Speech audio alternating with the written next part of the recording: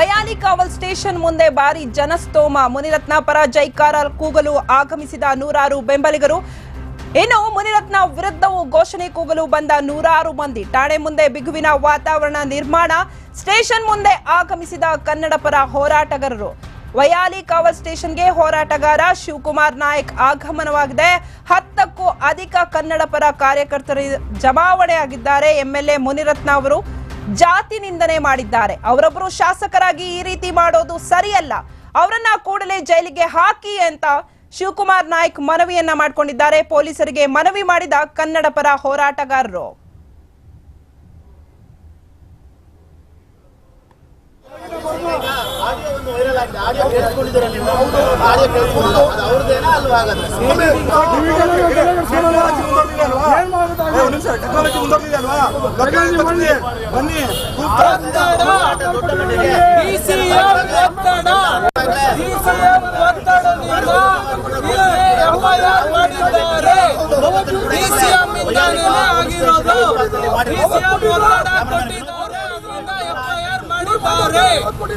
ಶಾಸಕರದು ಯಾವುದೇ ರೀತಿ ತಪ್ಪಿಲ್ಲ.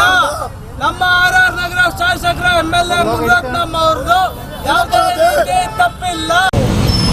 ಮುನಿರತ್ನ ಅವ್ರಿಗೆ ಏನು ಅರೆಸ್ಟ್ ಮಾಡಿದ್ದೀರಾ, ಅವ್ರಿಗೆ ಜೈಲ್ ಕಟ್ಟುವಂಥ ಕೆಲಸ ಆಗಬೇಕು. ಯಾವುದೇ ಕಾರಣಕ್ಕೂ ಅವ್ರನ್ನ ಇಲ್ಲೇ ಬಿಡುಗಡೆ ಮಾಡುವಂಥ ಕೆಲಸ ಆಗಬಾರ್ದು ಕೂಡಲೇ. ಯಾಕೆ ಅಂದರೆ ಈಗಾಗಲೇ ದಲಿತರಿಗೆ ಸಾಕಷ್ಟು ಅಪಮಾನ ಆಗಿದೆ. ಈ ರಾಜ್ಯದಲ್ಲಿ ದಲಿತರಿಗೆ ತೊಂದರೆ ಕೊಟ್ಟಿದ್ದಾರೆ. ಆ ಗೌಡ್ರ ಬಗ್ಗೆ ಮಾತಾಡಿದ್ದಾರೆ.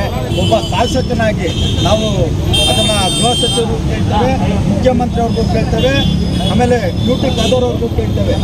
ಅವ್ರನ್ನ ಶಾಸಕ ಸ್ಥಾನದಿಂದ ವಜಾ ಮಾಡಬೇಕು ಅಂತ ಹೇಳಿ ನಾವು ಆಗ್ರಹ ಮಾಡ್ತಾ ಇದ್ದೇವೆ. ಆದರೆ ನಿಮ್ಮ ವ್ಯಾಪ್ತಿಯಲ್ಲಿ ಯಾವುದೇ ಕಾರಣಕ್ಕೂ ಈಚೆ ಬಿಡೋಂಗಿಲ್ಲ. ಅವ್ರನ್ನ ಒಳಗಡೆ ಹಾಕುವಂಥ ಕೆಲಸ ಆಗ್ತದೆ. Thank you. ಆಯಿತು.